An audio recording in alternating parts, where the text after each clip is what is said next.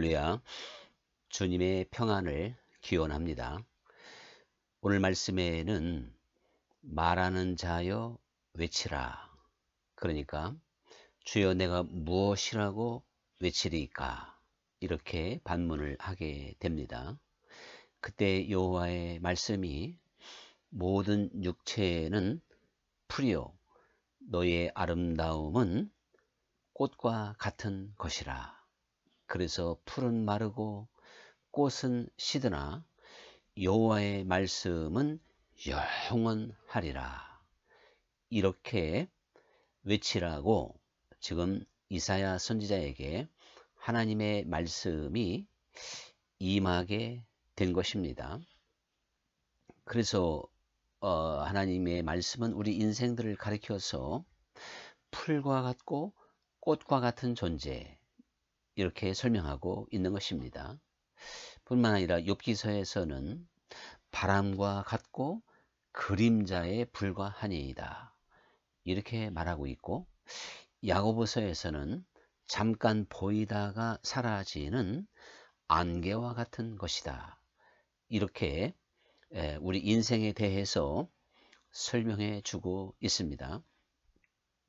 그래서 이 야고보서에서는 그 어리석은 자들을 향하여 이렇게 말하고 있습니다.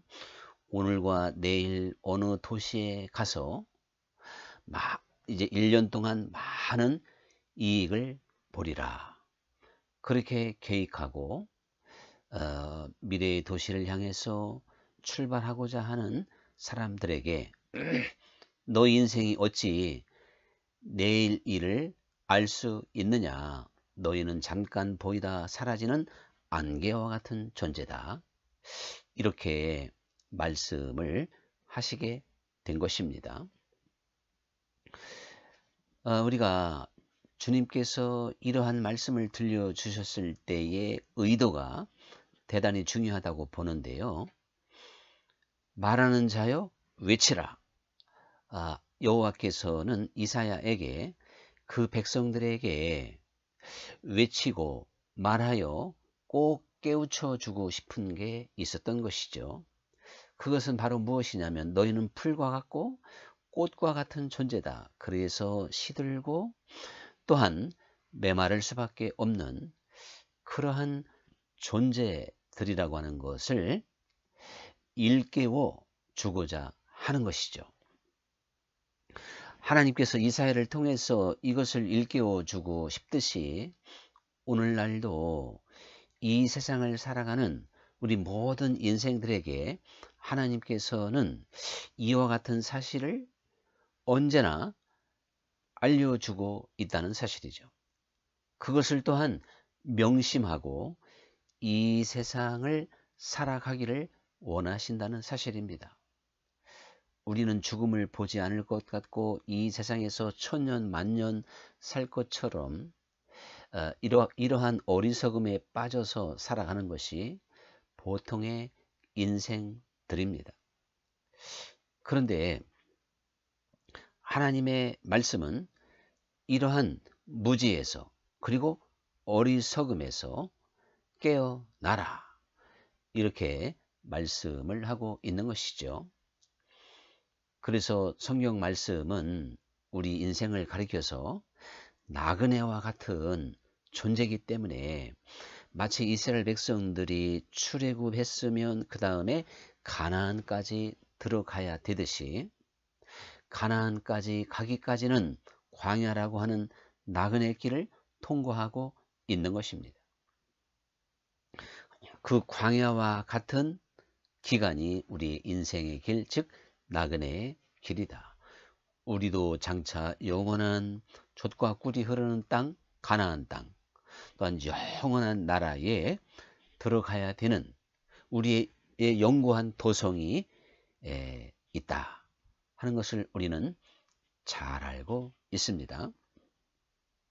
근데 우리가 영구한 도성에 들어가기까지 이 세상에서 머무는 시간이 참으로 짧다는 것 아니겠어요?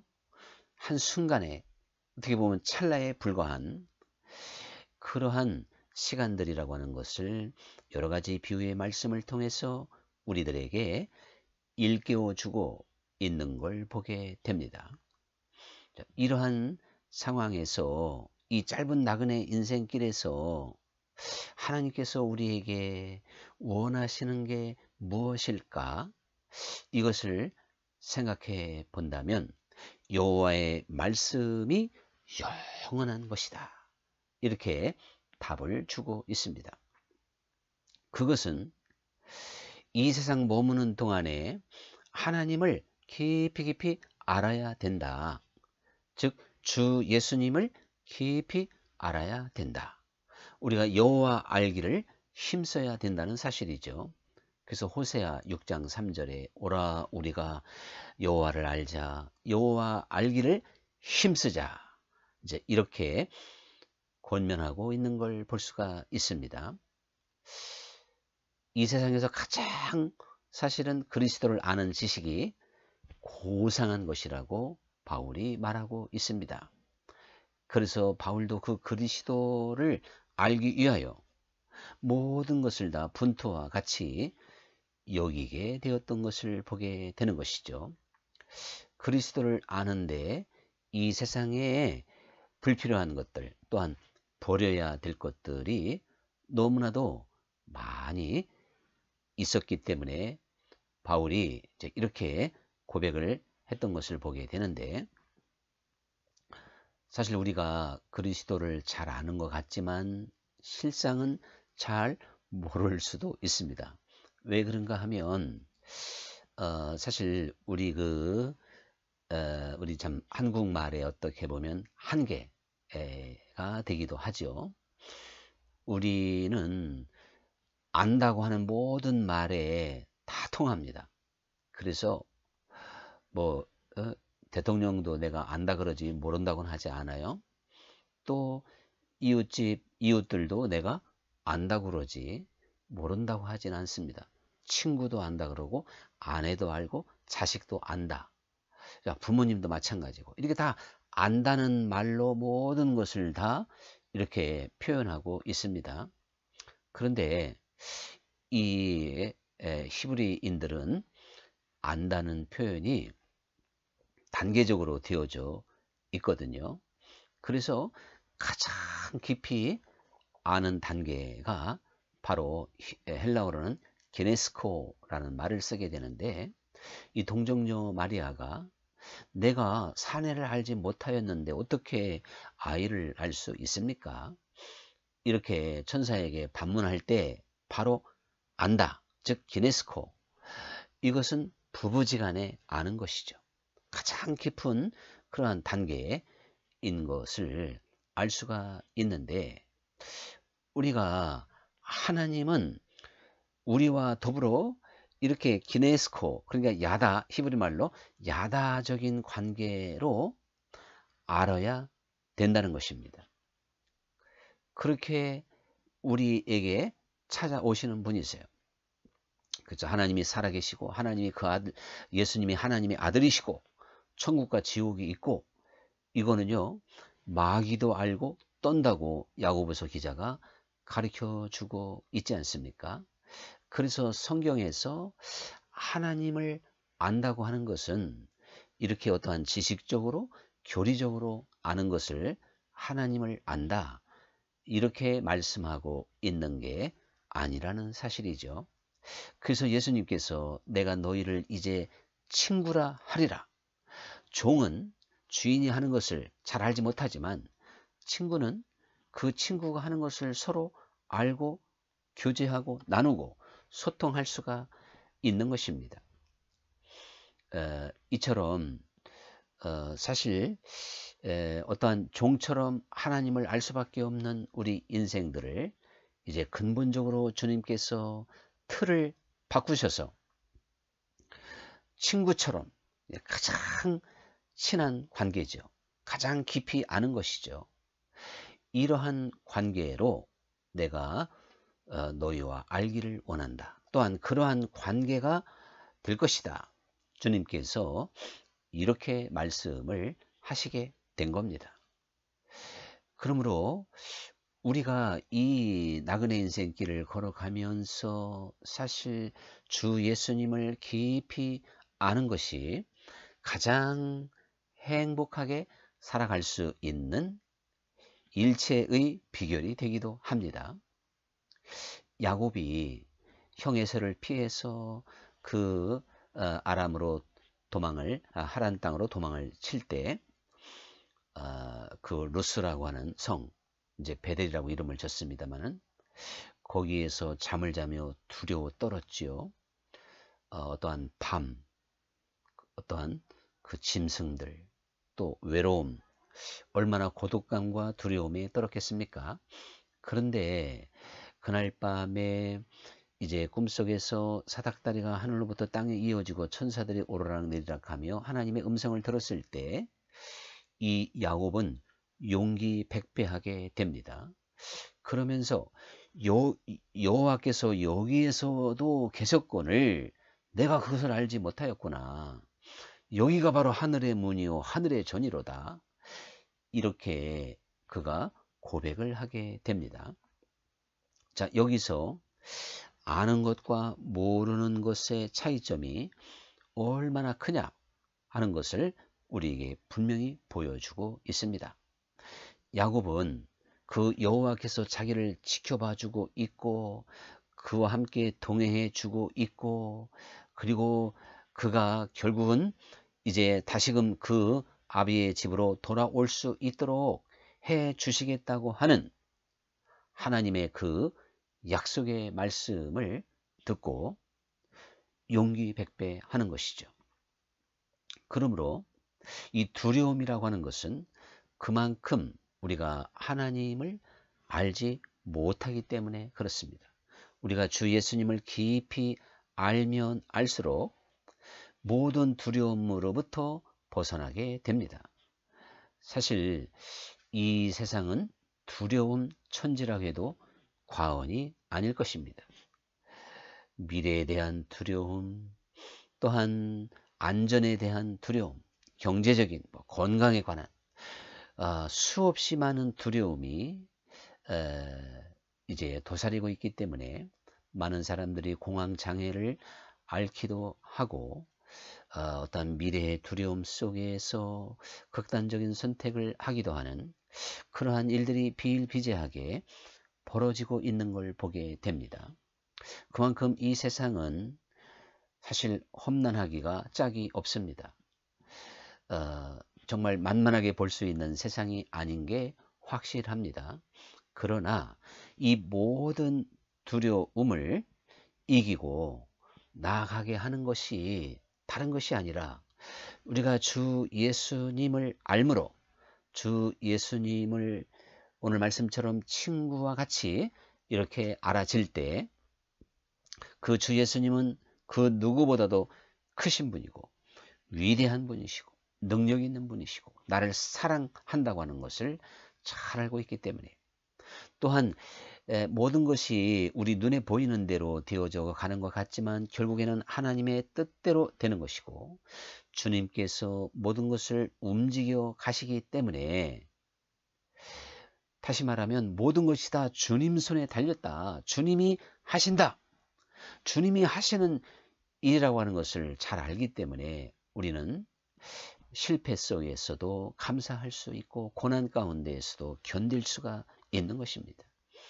또한 우리가 흥황할 때도 교만하지 않는 것이거든요. 그래서 슬픔 많은 이 세상에서 우리가 풍성한 삶을 누릴 수가 있습니다. 예수님께서 우리에게 도적이 오는 것은 죽이고 뺏고 도적질하는 것이지만 인자가 이 땅에 온 것은 양들로 생명을 얻게 하고 더 풍성히 얻게 하려 함이라. 이렇게 말씀을 하셔서 우리로 하여금 이 세상에서 눌리고 찢기고 상하고 이렇게 살아가지 않고 주님 안에서 기뻐하며 감사하며 승리하는 그러한 인생의 길을 걸어갈 수 있도록 주님은 원하시고 또한 우리를 그렇게 인도하시는 분이시다. 그런 이야기죠.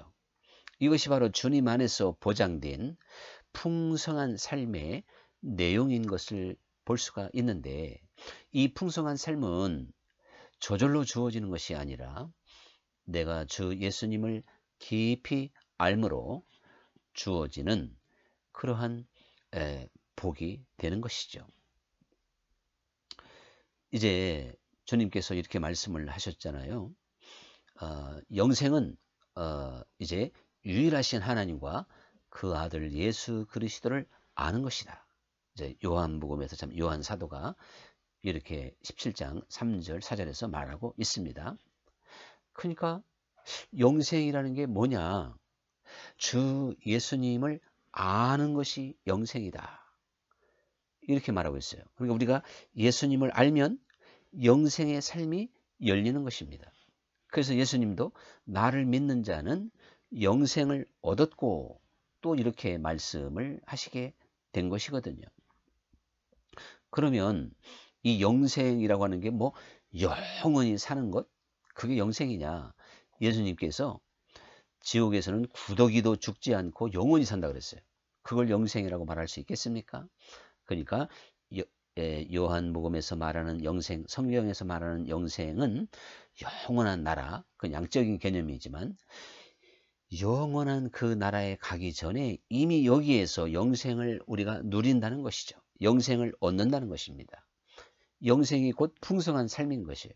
주님과 동행하는 삶인 거예요. 그 어디나 천국이 되게 만드는 삶인 거예요.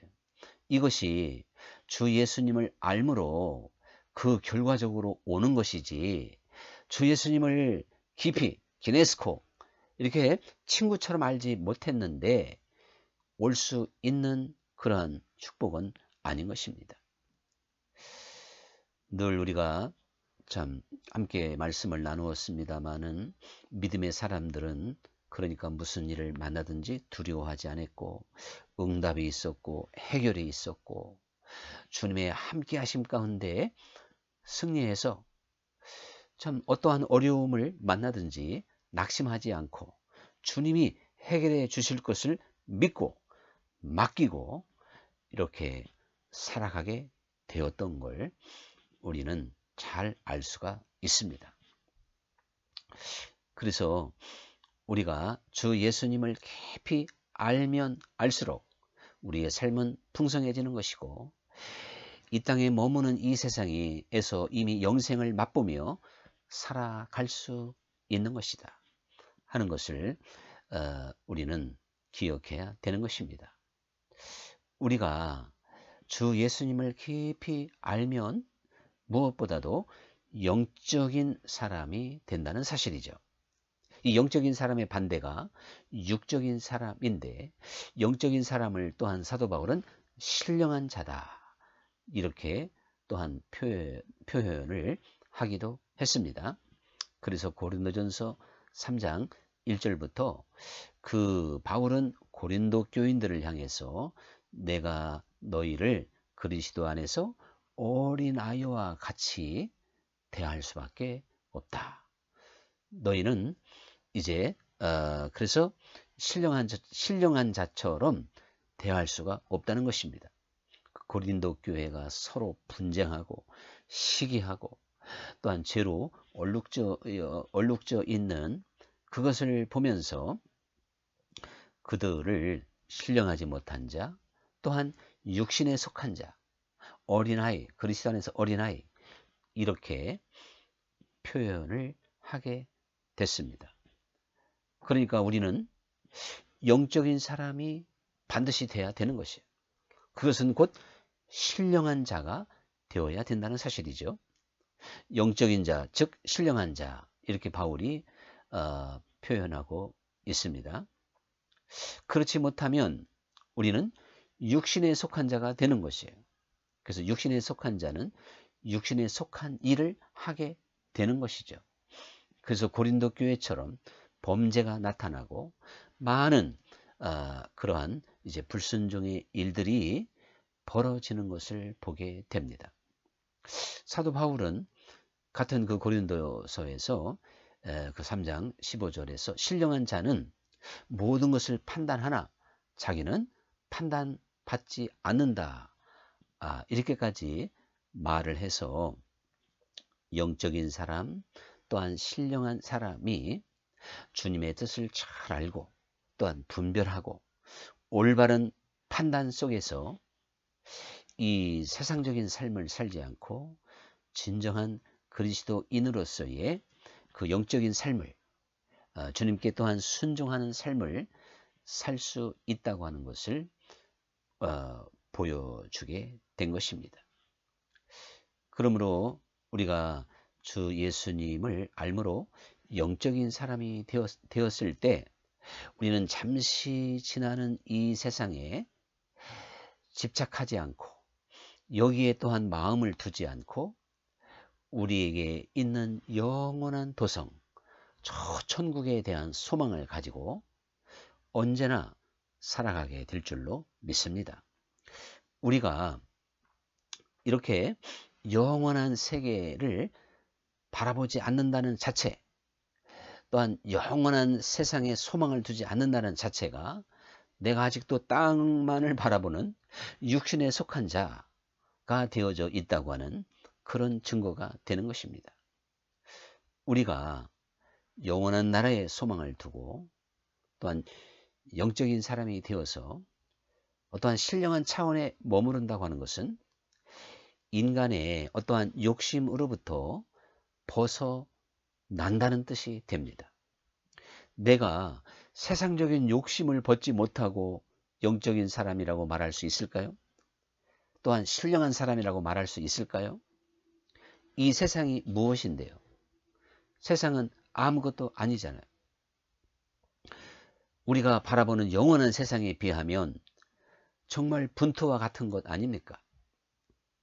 바울이 말했던 것처럼 우리도 바울과 똑같은 시각으로 이 분별을 해볼 수가 있기 때문에 신령한 자가 되어서 우리도 얼마든지 우리 인간 자체를 아주 붙잡고 있는, 끈질기게 붙잡고 있는 자아, 그리고 즉 욕심이죠.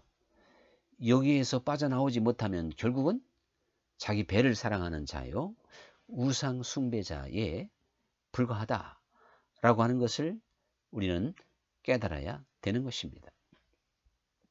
우리가 이 세상적인 욕심에서 벗어나지 못했는데 주님의 말씀을 지킬 수가 있겠습니까? 욕심을 가지고는 주님의 말씀에 접근할 수 없어요. 만지지도 못합니다. 주님의 말씀은 심령이 가난한 자, 정말 그들이 지킬 수 있고 그들에게 복음이 됩니다. 근데 우리가 욕심을 버리지 못하면 주님의 말씀이 항상 우리에게 걸림돌이 될 뿐입니다. 우리에게 복음이 되고 기쁨이 되고 아멘이 되어야 되는 주님의 말씀이 내 욕심 때문에 오히려 거치는 돌이 돼서 나를 넘어지게 만든다 하는 사실이죠. 이 욕심을 가지고는 주님의 나라에 정말 근접할 수도 없다는 것은 새 계명은 하나님을 마음을 다하여 목숨까지 다하여 사랑하고 이웃을 내 몸과 같이 사랑하라 그랬어요. 이웃을 내 몸처럼 사랑하라는 것입니다. 그렇다면 우리가 이러한 세계가 주님의 나라고 주께서 우리에게 주신 말씀이기 때문에 우리가 이것을 지키지 않아도 좋을까요? 이게 모든 율법과 선지자의 대강령, 즉 모든 성경 말씀의 요약이라는데요. 결국 믿음을 갖고 주 예수님을 알면 알수록 우리는 하나님을 사랑하게 되고 이웃을 사랑하게 됩니다. 그런데 그냥 뭐 사랑이라는 말로 표현이 되는 게 아니라 하나님을 마음을 다하고 그리고 목숨까지 다하여 사랑하라는 것이고, 거기까지는 좋은데 이웃은 네 몸과 같이 사랑하라 이렇게 말씀을 하셨으니 이것이 곧 그 하나님의 사랑의 계명을 지키는 자라 그랬으니 내 마음속 깊이 뿌리 박혀 있는 욕심을 뽑아내지 않고 우리가 어떻게 이웃을 사랑할 수가 있겠습니까? 우리는 이러한 이제 정말 주님의 말씀을 기억할 때 우리 자신의 모습이 얼마나 부족하고 나약한지를 깨달으며 주 예수님을 깊이 알기를 힘쓰는 하나님의 자녀들이 되어야 될 것입니다. 이제 삭개오가 그러니까 주 예수님으로부터 이제 말씀을 듣고 그리고 주 예수님을 깊이 알게 되었을 때 그 모든 것을 다 사실은 버려서 자기가 평생 욕심껏 움켜잡고 있었던 것들을 한순간에 버리잖아요. 이거는 삭개오를 통해서 모든 사람들에게 나타날 수 있는 사실 진리의 세계를 보여주게 된 겁니다. 이게 어떻게 삭개오 한 사람의 이야기냐 이거죠. 삭개오에게 일어났던 이 놀라운 능력이 주 예수님을 믿는 모든 사람들에게는 나타나게 되는 것입니다. 삭개오는 정말 이 세상 욕심을 버린 자였어요. 그리고 더 나은 것을 바라보며 그는 지금까지 자기가 귀하게 여겼던 모든 것들을 하잘것없는 것으로 여길 수 있는 눈이 열리게 된 것입니다. 주 예수님을 깊이 알므로 세상의 모든 욕심을 버리고 정말 그것을 뽑아낼 수 있는 믿음의 사람들이 될 수 있기를 축원합니다. 이제 우리가 주 예수님을 깊이 알면 알수록 오, 주님은 참 거룩하신 분이구나. 그래서 우리의 말과 생각과 마음까지도 거룩하게 해야 된다고 하는 것을 우리는 깨닫게 됩니다. 그래서 히브리서 기자도 이 영원한 소망을 가진 자마다 그의 깨끗하심대로 자기 자신을 깨끗게 하느니라. 즉 영원한 나라의 소망을 가진 사람들은 그 예수님이 거룩하시고 깨끗한 것처럼 자기 자신을 깨끗게 하느니라. 이렇게 말씀을 하게 된 것이죠.